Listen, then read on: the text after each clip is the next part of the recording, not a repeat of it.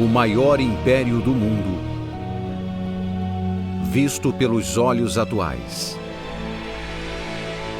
A ascensão, a queda, os conquistadores, os conquistados. Roma, o grande império.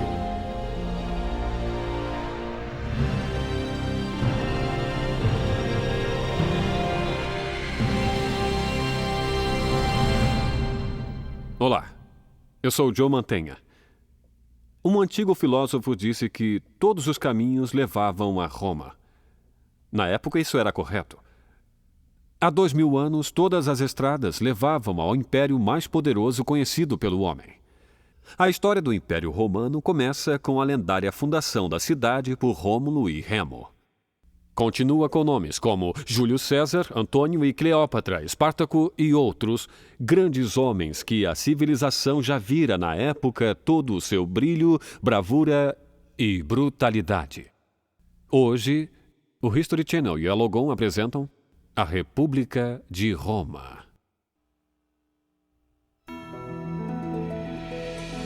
A República de Roma. Distribuído por Logon. Versão brasileira, Sérgio Moreno.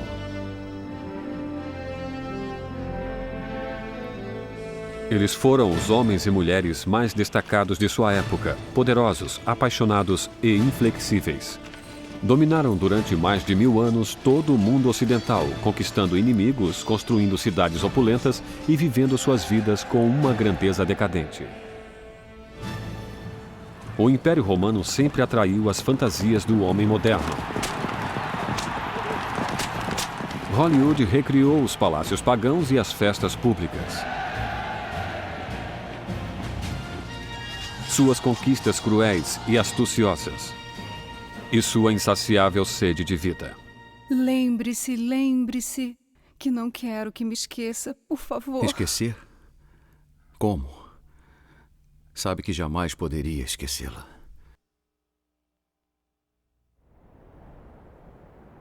O verdadeiro Império Romano jamais poderia repetir-se. A antiga civilização estendia-se por 3 continentes, da Bretanha descendo para o norte da África, atravessando a Europa Ocidental e alcançando partes da Ásia, Oriente Médio e mais além. Foi um império que estabeleceu os padrões para a arquitetura, as leis e o poder militar. Mas foi o povo romano de inúmeros países e culturas que personificou o poder e a glória do próspero império que foi em uma época.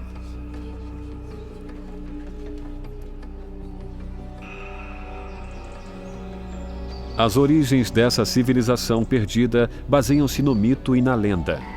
A maioria dos romanos acreditava que seus ancestrais surgiram ao longo das margens do rio Tibre, em uma região agora conhecida como Itália. No século VIII a.C., a filha do rei latino Númitor teve filhos gêmeos que se chamaram Rômulo e Remo. Mas o irmão do rei temia que as crianças um dia o expulsariam do trono real. Num gesto de ira, atirou as crianças no rio gelado. Diz a lenda que os gêmeos foram salvos por uma loba que amamentou-os, salvando-lhes a vida. Em 753 a.C., Rômulo e Remo eram adultos e estabeleceram as fundações de uma nova cidade chamada Roma. Mas o laço fraterno não durou muito tempo. Rômulo matou Remo durante uma briga de família, o que tornou Rômulo o único governador de Roma. Os seguidores de Rômulo estabeleceram-se em uma das 7 colinas que formavam a nova cidade. Estamos no limite do Palatino com o Capitólio atrás de nós e depois o rio.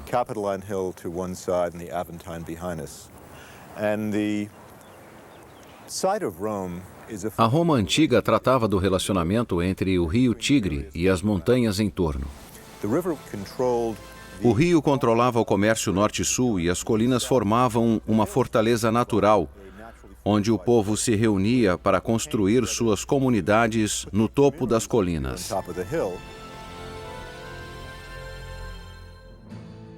Em tempos antigos, a Itália era uma região de grande diversidade cultural. Várias tribos, tais como os gregos, as sabinas e os latinos, acabaram por misturar-se, formando uma única raça, os romanos.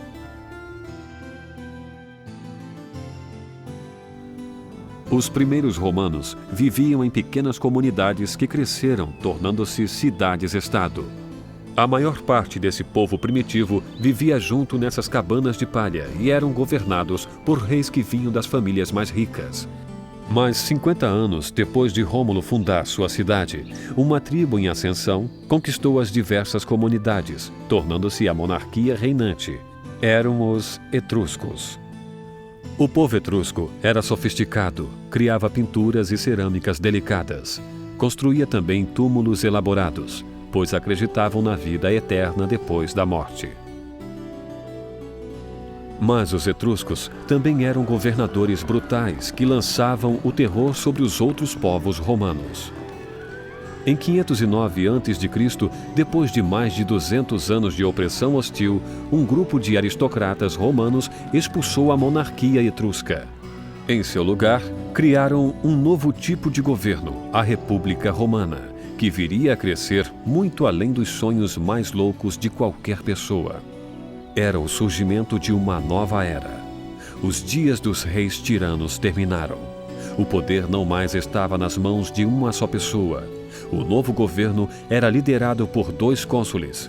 Esses magistrados dividiam o poder da República, fazendo leis e supervisionando os casos legais.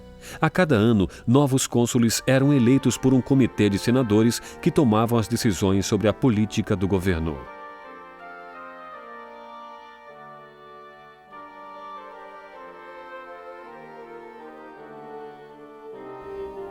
A República Romana tinha 2 classes de cidadãos: os plebeus, o povo romano em geral, composto de mercadores, artesãos, fazendeiros, e os patrícios, a classe de elite que detinha o poder político.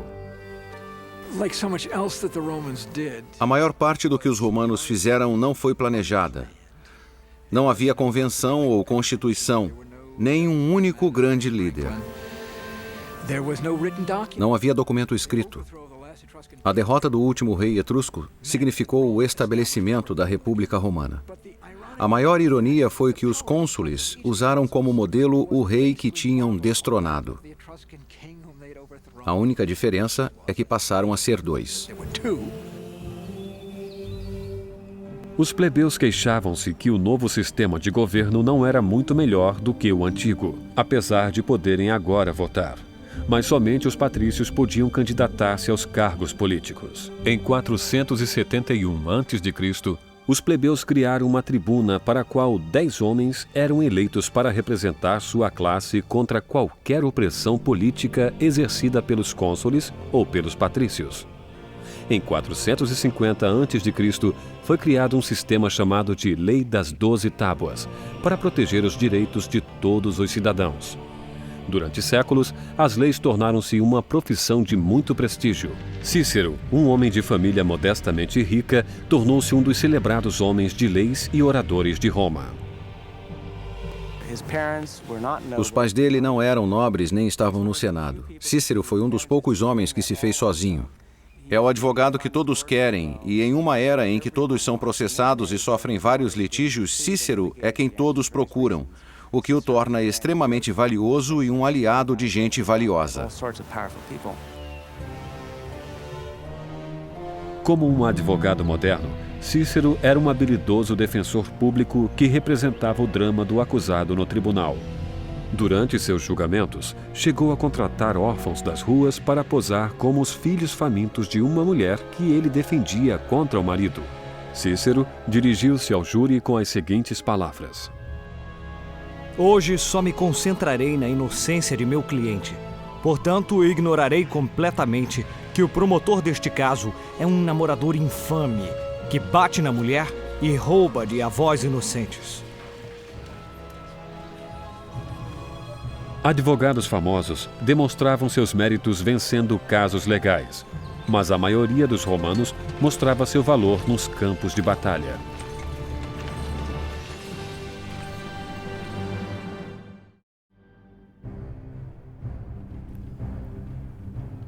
Do século V ao século II a.C., Roma expandira sua influência para além das fronteiras da Itália. Cada cônsul construíra um poderoso exército dividido entre legiões de homens de várias classes. As legiões romanas tornaram-se as máquinas de guerra mais poderosas que o mundo já vira.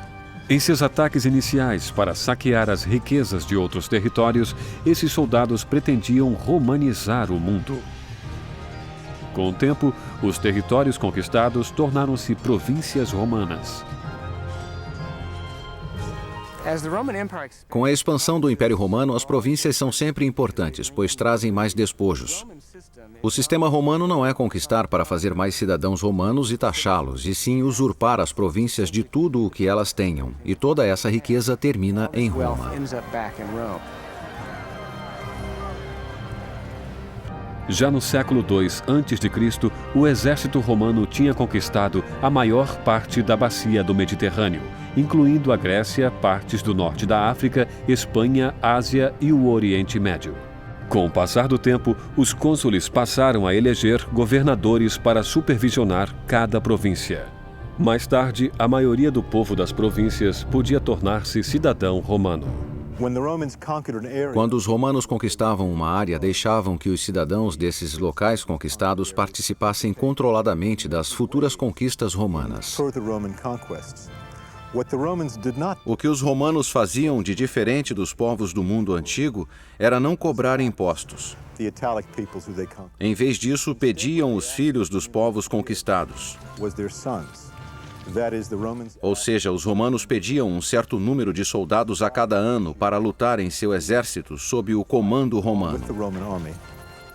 Mas também permitiam que os povos conquistados participassem do sucesso da guerra e os soldados que voltavam ficavam com os despojos, trazendo nova riqueza à comunidade.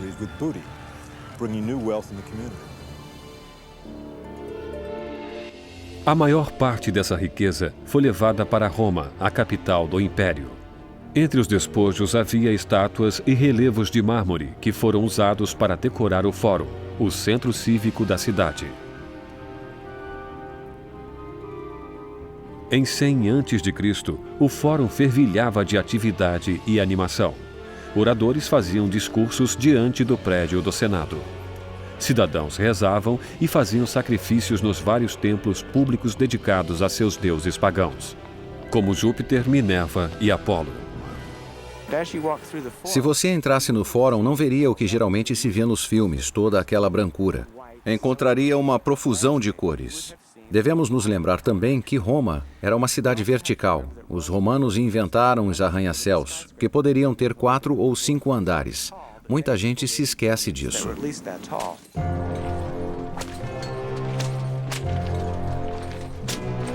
Para construir essas cidades poderosas, Roma precisava de força humana. Então, muitos habitantes das terras conquistadas passavam a ser escravos.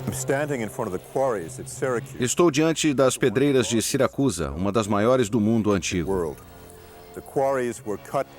As pedreiras eram quebradas por golpes de mãos humanas que pertenciam a escravos, naturalmente.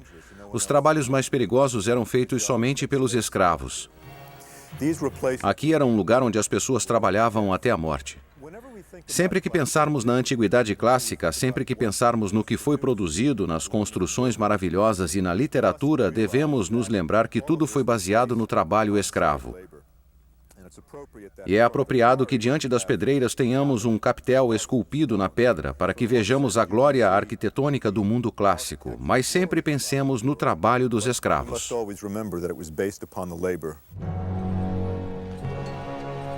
Em alguns períodos, esses escravos podiam ter toda a força do Império Romano focada neles. Das muitas revoltas de escravos nessa época, a maior delas aconteceu na Península Italiana. A rebelião foi instigada por um escravo chamado Espartaco, que era obrigado a lutar como gladiador, esporte perigoso, onde escravos lutavam contra escravos até a morte para a diversão pública. Como não queria mais arriscar a vida na arena como gladiador, Espartaco fugiu e conseguiu reunir dezenas de milhares de escravos para juntar forças com ele. Durante 2 anos, enfrentaram um exército romano. e assaltaram zonas rurais italianas. A revolta do escravo Espartaco foi muito importante para que os romanos pensassem melhor nos escravos. Foi a revolta mais perigosa, que precisou de 2 ou 3 legiões romanas para abafá-la, e fez os romanos pensarem que aqueles escravos que viviam em suas casas e que eram tão maltratados por eles, poderiam assassiná-los durante o sono.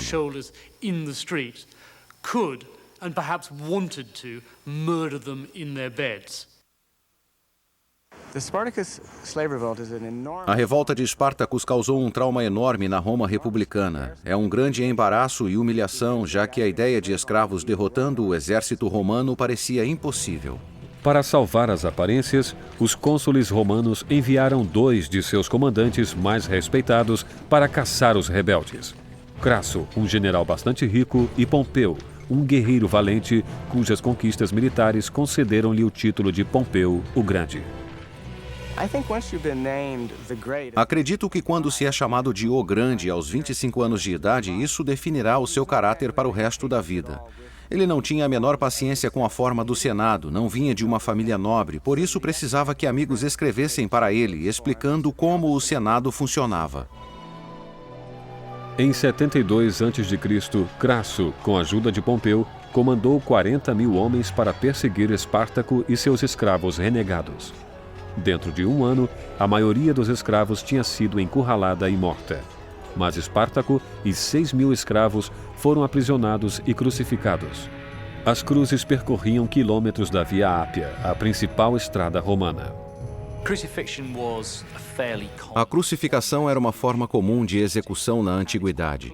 E é evidente que os crucificados vivessem um tempo considerável nessa terrível agonia até morrer de sufocamento, pois era mais difícil fazer os movimentos de respiração. Depois de mortos, seus corpos apodreciam à beira das estradas como um aviso para outros.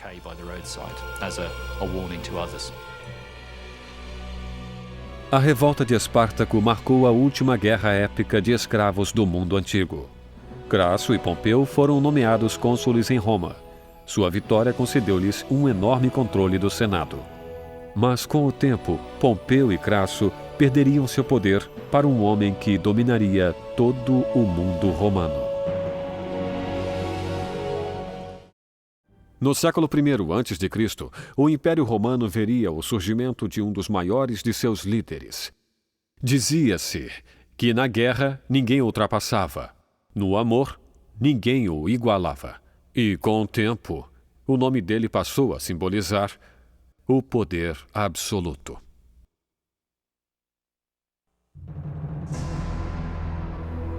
Seu nome de nascimento era Caio Júlio César. Seria conhecido como ditador do mundo mediterrâneo.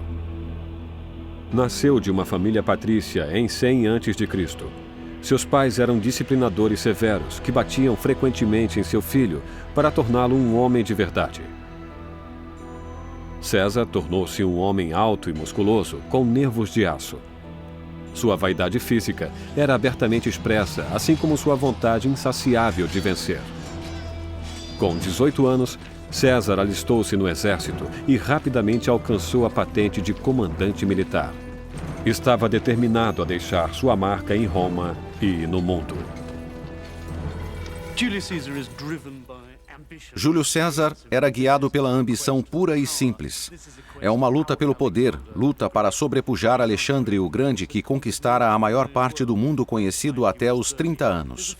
Existe uma história famosa de Júlio César na Espanha que, vendo a estátua de Alexandre, caiu em prantos dizendo: "Já tenho 25 anos e ainda não conquistei nada, e acho que essa ambição era não apenas de ser o mais poderoso possível, mas também para a história, ficar acima de Alexandre o Grande."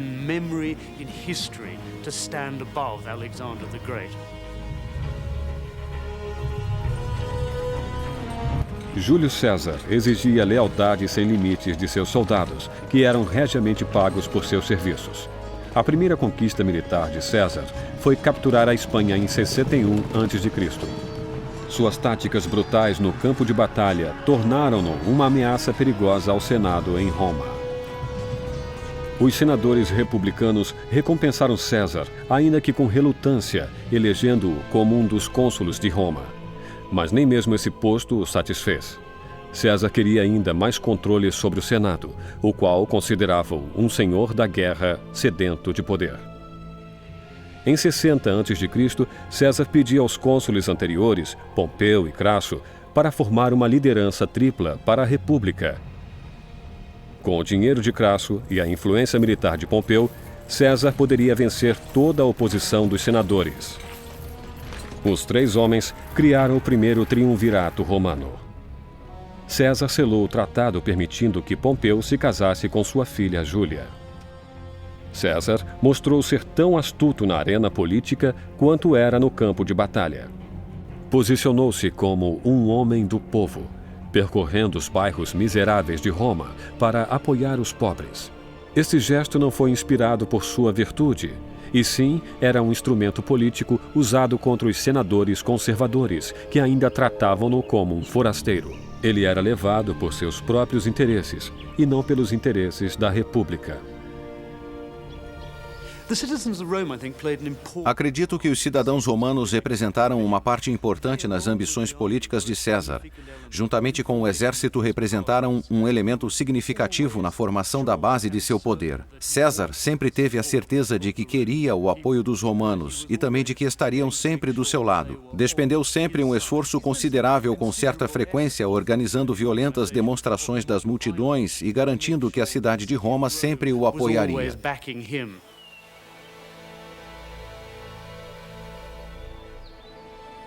Os 3 governadores dividiram o império igualmente. Depois de estarem juntos por 1 ano, Crasso e Pompeu seguiram caminhos diferentes. Mas César usava agora sua influência política para fazer o que queria.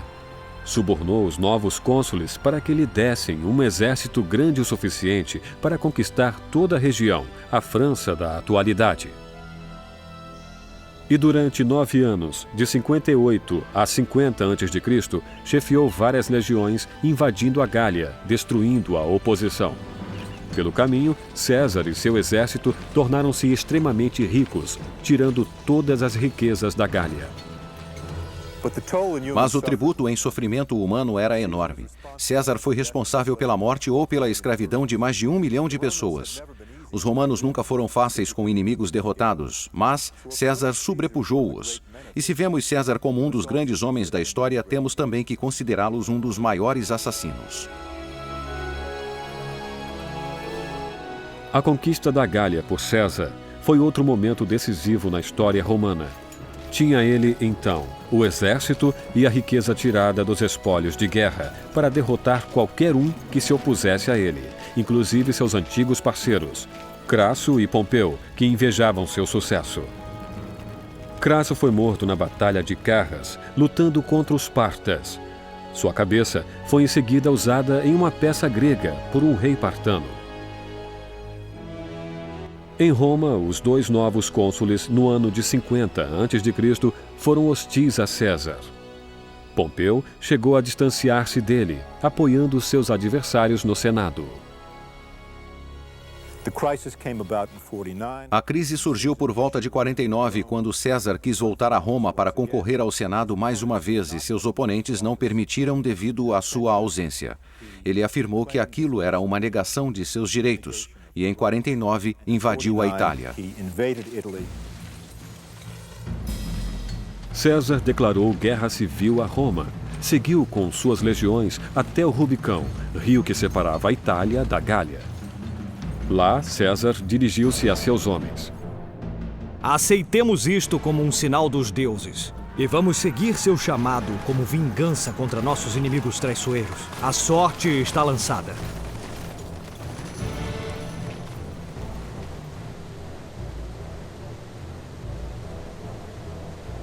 Em 49 a.C., César atravessou o Rubicão e tomou o controle da Itália. Pompeu dirigiu-se rapidamente a Roma e mobilizou seus homens em Farsália, na Grécia. César perseguiu seu antigo companheiro e lançou um ataque decisivo. Os homens de Pompeu, muitos dos quais intimidados pelas tropas de César, desertaram-no em droves.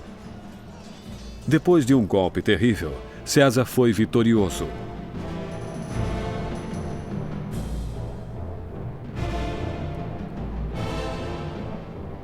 Pompeu, que sobrevivera ao banho de sangue, rapidamente fugiu para o Egito com César em seu encalço. Logo que chegou no porto da cidade de Alexandria, no Egito, César foi saudado por Ptolomeu XIII, o rei egípcio de 10 anos de idade, que presenteou-o com a cabeça de Pompeu. Um gesto de boa vontade dos cidadãos egípcios para o herói de Roma. O Egito era uma nação extremamente rica, muito valiosa, mas em grande anarquia política. Durante muitos anos, os romanos deixaram-no assim. E isso porque não confiavam em nenhum aristocrata romano em particular para negociar com o Egito. Era muito rico e muito perigoso. Quando César foi lá, viu a situação qual era e decidiu estabilizar o país. O Egito desejava a ajuda militar de Roma, mas César estava mais interessado em outro tipo de aliança. Logo, entraria em sociedade com a irmã do rei Ptolomeu. Seu nome era Cleópatra.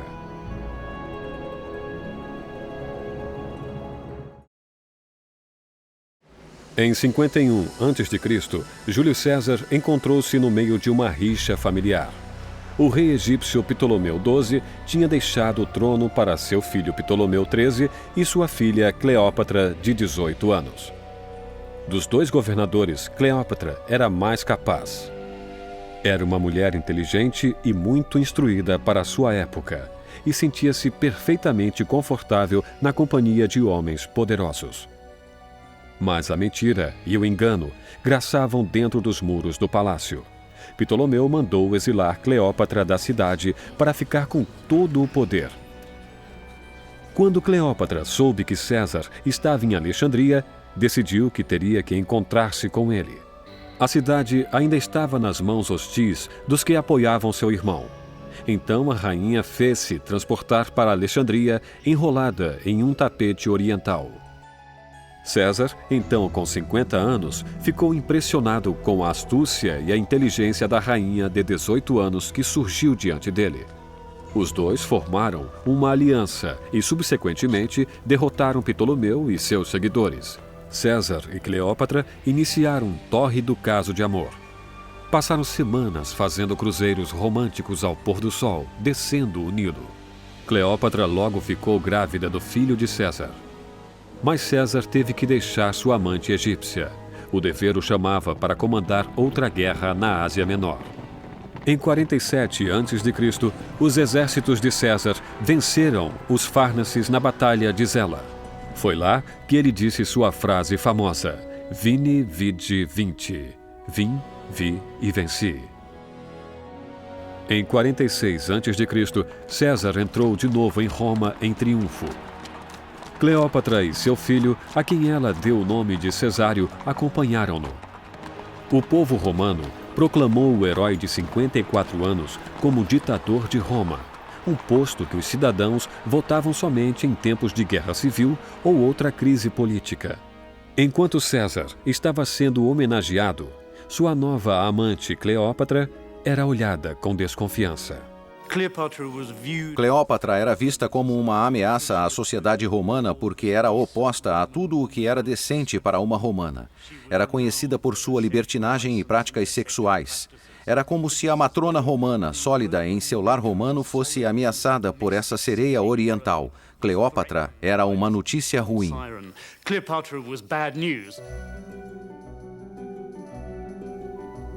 Não era a primeira vez que César tinha uma amante. Apesar de ser casado com a terceira esposa, Calpurnia, o adultério era legal para os homens, desde que a mulher não fosse casada, e César usufruía de todas as vantagens de suas liberdades. Júlio César, além de ser um grande político, um grande militar e um grande administrador, parece também ter sido um grande mulherengo. Sua reputação com as mulheres era tão grande que, em seus últimos dias, havia uma proposta para que César tivesse o direito de ter relacionamento sexual com qualquer mulher que escolhesse, com quantas quisesse. E isto, mesmo podendo não ser verdade, é um reflexo da reputação de César. Acho que César deve ter sido um homem muito sensual. Existe uma história de que, quando estava em campanha, quando entravam em uma cidade, os soldados cantavam: "Homens, tranquem suas mulheres, pois César está chegando." Acredito que um homem com um poder tão extraordinário quanto César é uma proposta atraente para muitas mulheres.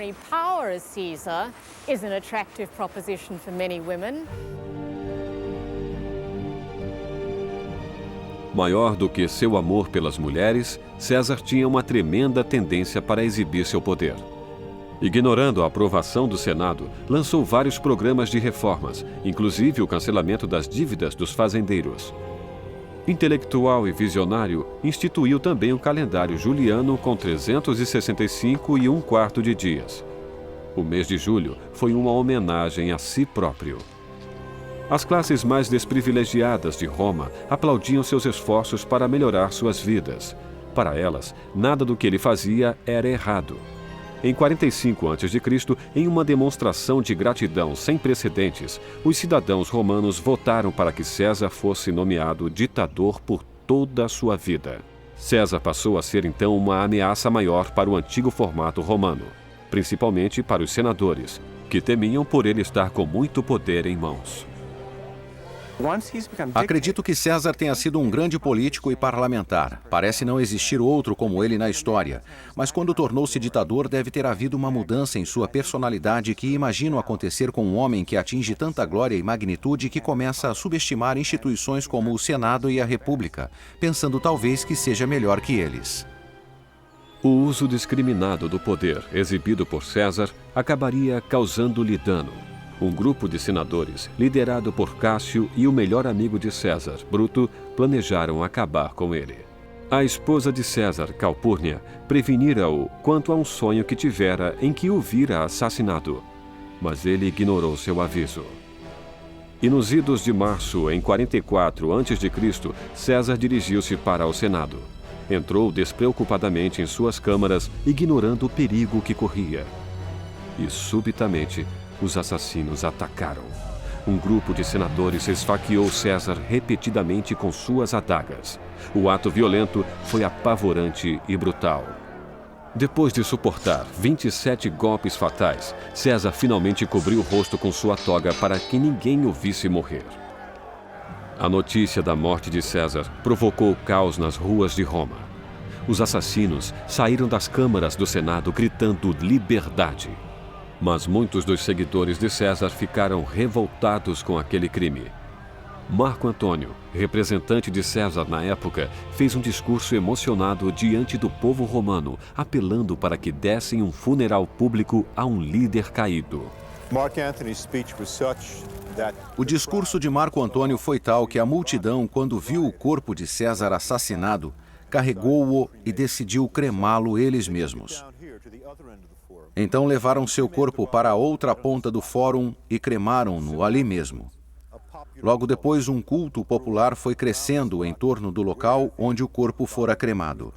Foi elevado um monumento.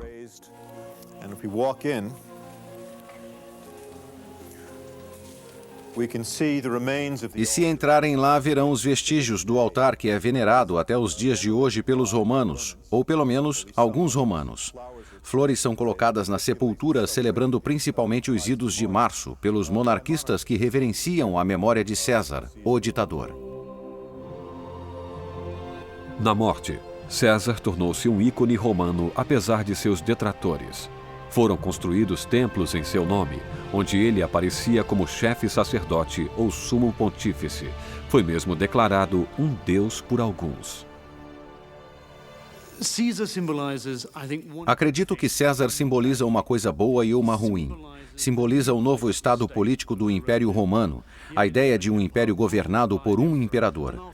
E então todos os imperadores até Justiniano denominaram-se César, e Júlio César tornou-se algo que também é uma ameaça aos imperadores romanos subsequentes. Lembram-se de que na luta para tornar-se um monarca, Júlio César foi brutalmente assassinado. Essa imagem paira como uma nuvem negra sobre os imperadores nos 6 séculos que se seguem. César ajudou a romanizar o mundo, mas também deixou a República Romana em desordem. A insurreição dentro do Senado causou uma paralisação no governo. Ainda havia o problema de como cuidar daquela população crescente. A República precisava urgentemente de um novo líder.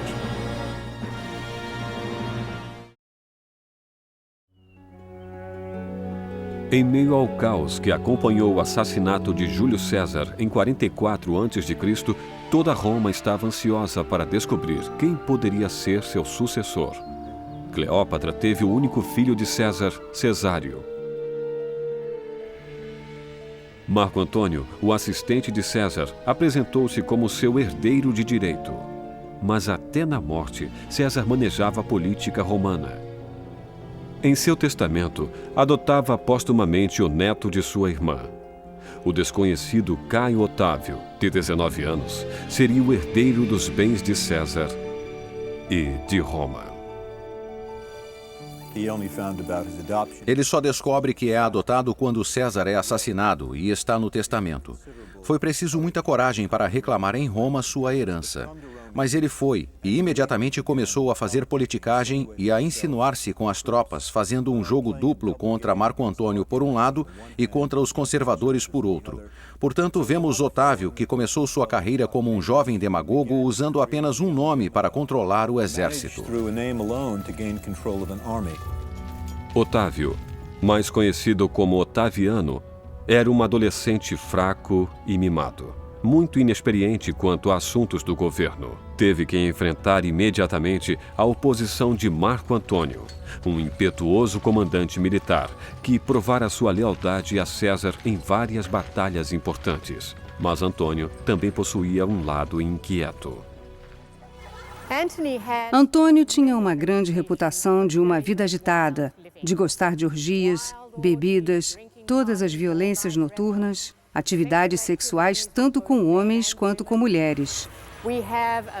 O grande orador político Cícero atacou violentamente Antônio contra todos os aspectos de sua vida privada e pública, chamando-o de garoto bêbado, lixo levado pelo sexo. Em uma reunião política pela manhã, Antônio estava tão bêbado e de ressaca pelos excessos extraordinários da noite anterior que foi ainda bêbado à reunião e, não resistindo, vomitou em sua toga no meio dela.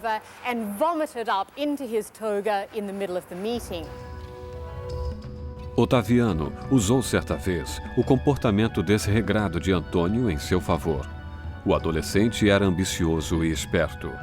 Percebeu que teria que fazer uma aliança com Marco Antônio para ter o poder total sobre o império. Otaviano planejou seu futuro. Criou o segundo triunvirato romano, dividindo o poder com Marco Antônio e Emílio Lépido, que tinha sido um governador de província. Lépido logo caiu da coalizão, deixando Otaviano e Antônio dividindo o império. Otaviano ficou responsável pelas províncias do oeste, que incluía a Espanha, a Itália e a Gália. Marco Antônio encarregou-se das províncias do norte da África e da Ásia. Seguindo os passos de César, Antônio em seguida formou uma aliança com a rainha egípcia Cleópatra. Então houve o primeiro grande encontro entre Antônio e Cleópatra, que aconteceu no que hoje é a costa sul da Turquia. Cleópatra agora era uma mulher muito mais experiente do que quando conheceu César. Subiu o rio em um grande barco decorado com ouro e cortinas púrpuras. Estava vestida como a deusa Vênus. Havia músicos e perfumes e ela seguiu o rio ao encontro de Antônio. Um grande espetáculo. Seus remadores acariciavam as águas com remos de prata que mergulhavam ao ritmo da música das flautas. Plutarco. Cleópatra já não chorava a perda de Júlio César. A rainha egípcia apaixonou-se loucamente pelo ambicioso Marco Antônio. Com seu relacionamento com Júlio César, Cleópatra aprendeu não somente sobre o amor, mas também a manipular poderosos generais romanos.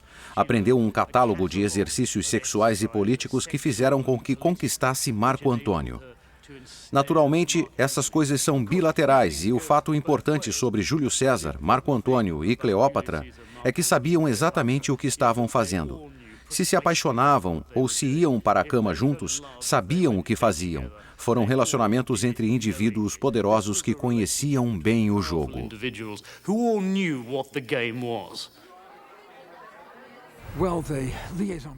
A ligação entre Antônio e Cleópatra é uma das mais celebradas de toda a história.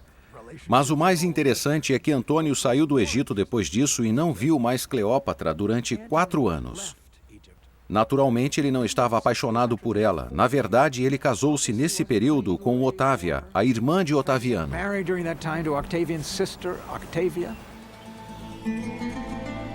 Marco Antônio tinha a esperança de que seu casamento com Otávia garantisse a lealdade de Otaviano. Mas Antônio deixou a esposa e voltou para Alexandria para selar um acordo político com Cleópatra. Os 2 amantes planejaram afastar o jovem Otaviano e governar o mundo ocidental juntos. No entanto, essa parceria deu a Otaviano a oportunidade que ele estava esperando. Espalhou então uma campanha de propaganda sem piedade. Disse que Cleópatra lançara um encanto sobre Marco Antônio, que os 2 amantes passavam tempo em grandes banquetes e orgias, que Marco Antônio desejava dar a ela metade do mundo romano. A campanha de Otaviano funcionou. Os cidadãos romanos apoiariam sua decisão de declarar guerra a Antônio e Cleópatra. Na Batalha do Átio, em 31 a.C., os militares de Otaviano derrotaram os navios de Antônio e Cleópatra no mar Mediterrâneo. Os 2 amantes conseguiram escapar incólumes da batalha naval e retiraram-se para o Egito.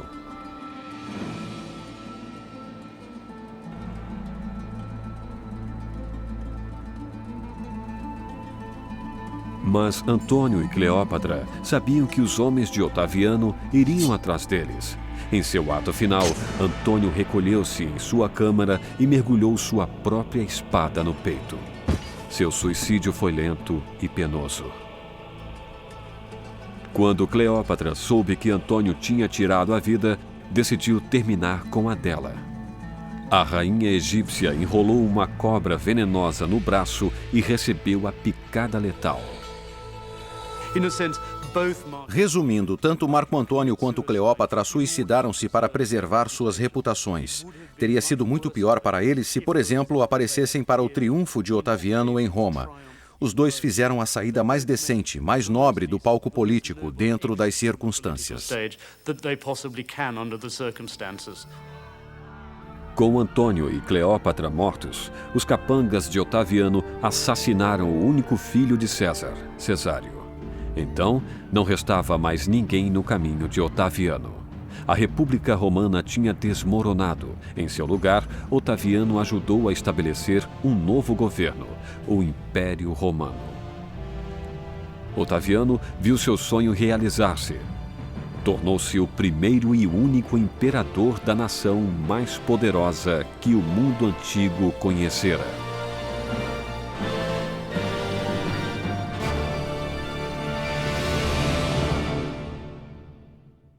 Otaviano subiu ao trono de Roma em um momento dramático. Recebeu um novo título, Augusto, que significava semidivino. Para o povo romano, Otaviano tornou-se a figura de um deus na terra.